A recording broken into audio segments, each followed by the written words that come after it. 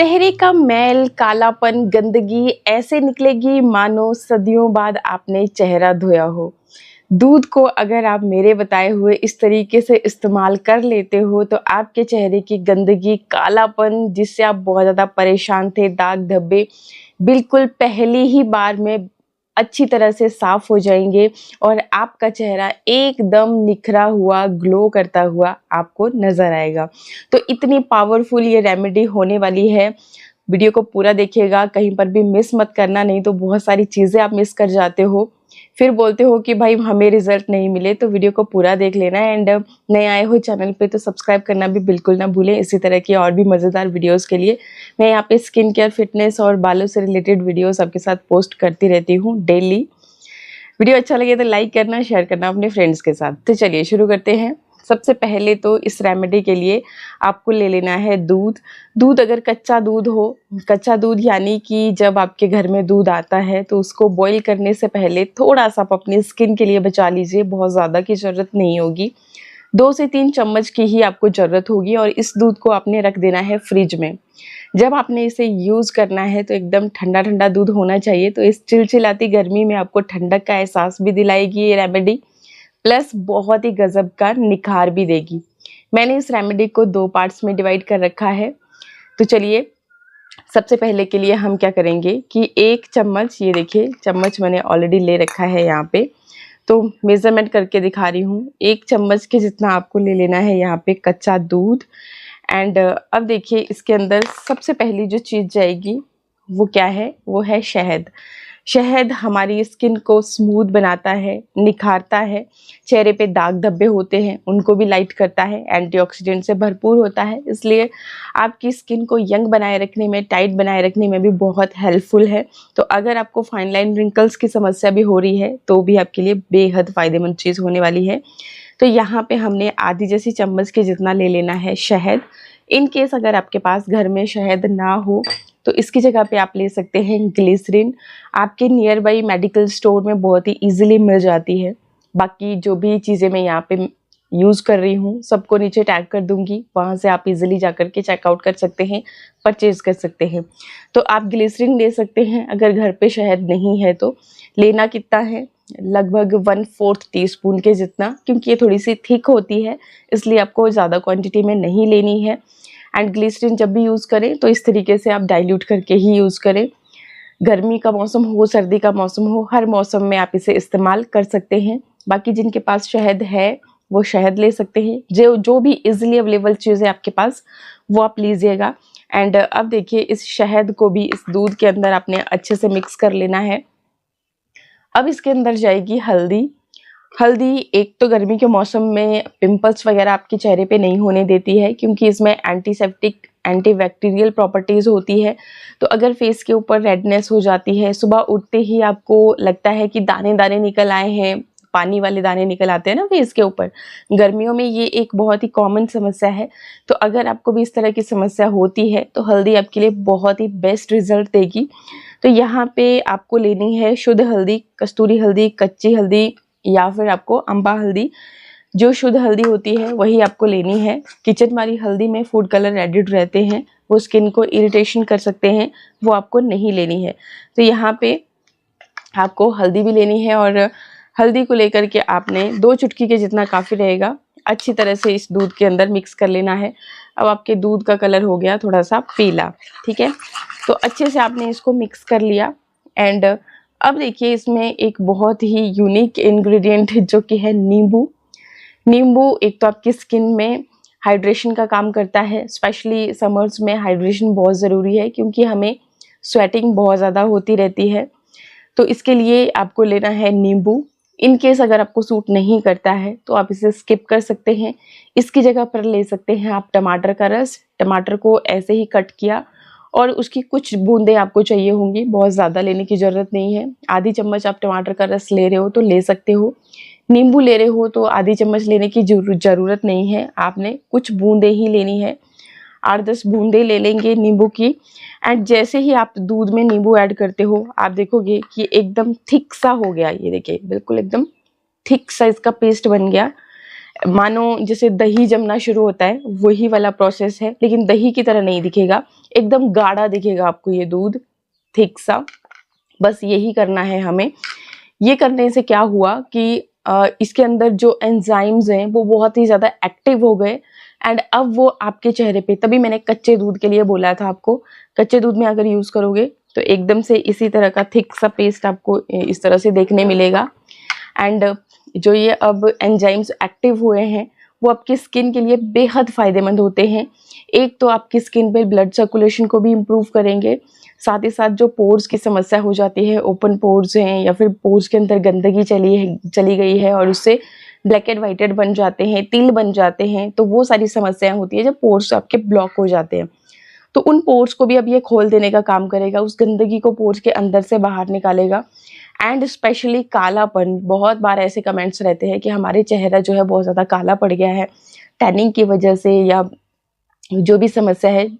तो अगर आपको कालापन की समस्या है और गोरा करना है, स्किन को निखारना है, बेसिकली गोरा करने का मेरा मतलब है भी निखारना।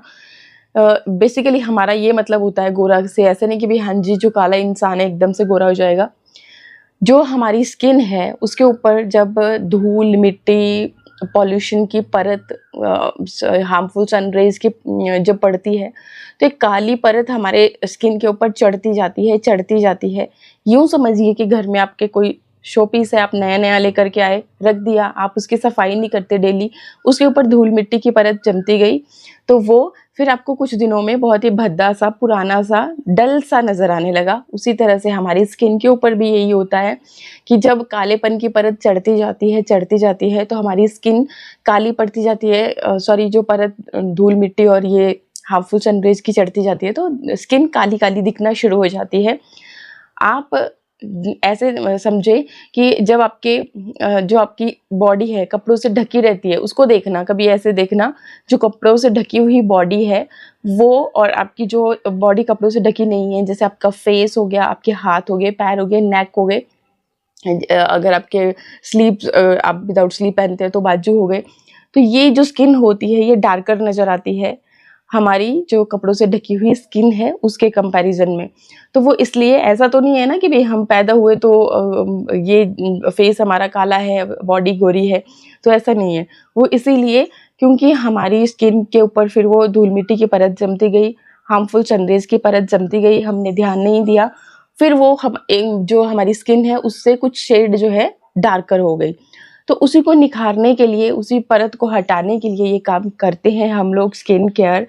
और जितना आप नेचुरल चीज़ों से जुड़ोगे, केमिकल्स लगाओगे तो और भी नुकसान देंगे। केमिकल्स एकदम से आपको रिजल्ट देते हैं, आपको लगता है कि वाकई में कोई चमत्कार हो गया, लेकिन लॉन्ग टर्म में ये आपकी स्किन को जला देते हैं और फिर आप देखोगे कि आपकी स्किन फिर बाद में बहुत ही भद्दी, बेकार पड़ना शुरू हो जाती है। तो इसलिए केमिकल्स के बजाय आप लोग अगर इस तरीके से नेचुरल इंग्रेडिएंट्स का इस्तेमाल करते हो, ये जो दूध हो गया, दही हो गया, गुलाब जल हो गया, ये छोटी-छोटी जो चीज़ें होती है, यही जो बड़े-बड़े ब्रांड्स होते हैं अपने प्रोडक्ट्स, स्किन केयर प्रोडक्ट्स में उनको ऐड करते हैं और इतने महंगे फिर आपको बेचते हैं। हम उसे लगा लेते हैं लेकिन इन चीज़ों को नहीं लगाते क्योंकि हमें लगता है कि ये क्या ही कर लेंगी।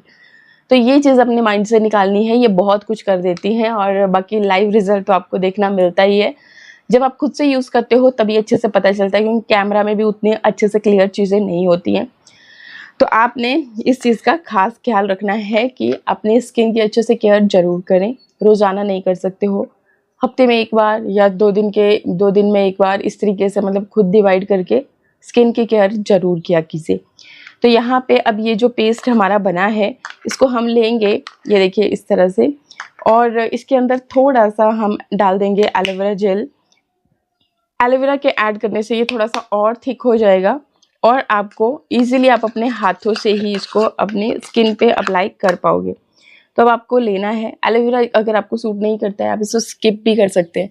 इस तरीके से लेंगे, अच्छे से अपने चेहरे के ऊपर लगाएंगे और थोड़ी सी देर के लिए मसाज ज़रूर करें। मसाज करने से आपकी स्किन टाइट होती है एंड साथ ही साथ जो रिंकल्स की समस्या है वो नहीं रहती है।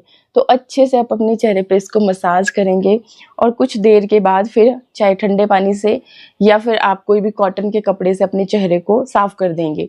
जैसे ही आप अपने चेहरे को साफ करेंगे, आपको मैल की परत गिरती हुई अपने चेहरे से दिखेगी, खुद ब खुद नीचे को गिरती हुई। तो तभी मैंने बोला कि आपको कैमरा में सारी चीज़ें विजिबल नहीं होती हैं, जब आप खुद से यूज़ करोगे तो आपको पता चल जाएगा। ओके, अब सेकंड स्टेप के लिए इसी बाउल में आपने क्या करना है, मुल्तानी मिट्टी या चावल का आटा, दोनों में से एक चीज़ लीजिएगा और इसी जो भी चीज़ें हमने ले रखी हैं इसी के अंदर हम इसे भी ऐड करेंगे। अच्छी तरह से मिक्स कर लेंगे और जितना अब आपको पानी की ज़रूरत महसूस होगी उतना आप इसमें ऐड करेंगे दूध, या फिर आप इसमें गुलाब जल भी ऐड कर सकते हैं, जो भी आपको सूटेबल लगे। ठीक है, तो ये चीज़ ऐड करी। साथ ही साथ आपने एक और चीज़ ऐड कर लेनी है जो कि आपकी स्किन को एक्सफोलिएट करेगी, डेड सेल्स को भी निकालेगी, कालेपन को भी बाहर करेगी निकाल के। वो क्या है, ये है कॉफ़ी। ये एक्चुअली ये जो कॉफ़ी है ये स्क्रब भी इसमें एडेड है, तो इसलिए आपको इस तरह से दानेदार दिख रही है। बाकी जो आप यूज़ करते हैं, खाने में इस्तेमाल करते हैं, वो वाली भी ले सकते हैं। तो इस तरीके से आपने इसका एक फिर बढ़िया सा गाढ़ा सा, ये देखिए, ऐसा पेस्ट बना लेना है। एंड जब ये आपका ये इस तरह से पेस्ट बन जाए, अब इसको हम अपने चेहरे पे लगाएंगे अच्छे से। जहाँ पे आपको ब्लैकेड वाइटेड की दिक्कत है वहाँ पे आप इसको इस तरह से अपने फिंगर टिप की मदद से, नोज़ एरिया पे ये दिक्कत आती है मुझे, तो मैं यहाँ पे अच्छे से मसाज करूँगी। और जो ये कॉफ़ी ली है स्क्रब वाली मैंने, इससे बहुत ही बढ़िया तरह से हमारी जो जितनी भी ये समस्याएं थी ये निकल जाएंगी। बाकी अगर आपके यहाँ पे कई लोगों को बहुत कालापन हो जाता है माउथ एरिया के अराउंड, तो यहाँ पर भी आप बहुत ही जेंटली, बहुत ज़ोर ज़ोर से रगड़ना नहीं है, स्किन आपकी हर्ट नहीं होनी चाहिए। तो इस तरीके से हल्के हल्के हाथों से आप इसको रब कर सकते हो, तो आप देखोगे कि वो सारी स्किन जो है, जो डेड सेल्स हैं वो भी निकल जाएंगे और ब्लैक एंड वाइटेड की समस्या भी ख़त्म हो जाएगी। इसके बाद अब आपने क्या करना है कि इसको अच्छे से अपने फेस के ऊपर इस तरह से लगा लेना है। एक बढ़िया गाढ़ा गाढ़ा सा पेस्ट बना करके इसको अच्छे से अप्लाई करें अपने फेस के ऊपर। एंड उसके बाद फिर जब आपका ये जो पेस्ट है वो सूख जाए तो आप इसको ठंडे पानी से, नॉर्मल पानी से धो सकते हैं और हल्का हल्का आपने मसाज करते हुए निकालना है, बहुत ज़ोर से नहीं रगड़ना है। इस चीज़ का खास ख्याल रखें। जब ज़ोर ज़ोर से आप अपनी स्किन को रगड़ते हो तो आपकी स्किन पतली पड़ना शुरू हो जाती है, डैमेज होती है टिश्यूज़ जो होते हैं, तो इसलिए ज़ोर ज़ोर से नहीं रगड़ना चाहिए। एंड स्क्रब भी आपको बार बार नहीं करना चाहिए, हफ्ते में एक बार अगर बहुत पॉल्यूटेड एरिया में आप रहते हो। बाकी 15 दिन में एक बार या महीने में एक बार भी स्क्रब अगर आप करें तो उससे अच्छे रिजल्ट आते हैं। एंड फिर जब ये सूख जाएगा तो नॉर्मल पानी से अपने चेहरे को धो लेना है। चेहरा धोने के बाद अपने स्किन को दोबारा मॉइस्चराइज ज़रूर करना है। मॉइस्चराइज करने के लिए सबसे बेस्ट मैं आपको बताती हूँ कि आप बादाम रोगन का इस्तेमाल किया कीजिए। अगर आपको थोड़ा ऐसे लगे कि ऑयली सा है तो उसमें आप एलोवेरा जेल को मिक्स कर लें और फिर उसको एक डिबिया में रख लें, जो भी आपकी क्रीम की डिबिया खाली पड़ जाती है। तो उससे क्या होगा कि आप फिर आपको बार बार मतलब वो चीज़ की समस्या भी नहीं होगी, और जो लोग बोलते हैं कि बहुत ज़्यादा ऑयली स्किन है तो वो भी इसे ईजिली यूज़ कर पाते हैं। फिर आप उसको डेली लगाएं तो बहुत अच्छे रिजल्ट आपको देखने को मिलते हैं। या फिर आप ये भी कर सकते हैं कि जो आपका एलोवेरा जेल है उसके अंदर विटामिन ई के कैप्सूल, ये देखिए इस तरह के कैप्सूल्स, तो ये मिक्स करके, जैसे 1 चम्मच अगर आपने एलोवेरा जेल लिया है तो 1 कैप्सूल उसमें आप इसका डाल सकते हैं। कैप्सूल को एज इट इज़ नहीं डालना है, इसके अंदर का ऑयल डाला जाता है। तो ये भी क्रीम बना करके आप रख सकते हैं और अपने चेहरे को उससे साफ कर सकते हैं। रिज़ल्ट ये आपके सामने है, ये देखिए स्किन आपकी एकदम शीशे जैसी चमकेगी, निखरी हुई, आपको ग्लो करती हुई दिखेगी। आई होप वीडियो आपको अच्छा लगा हो। अच्छा लगे तो लाइक शेयर सब्सक्राइब। नमस्कार।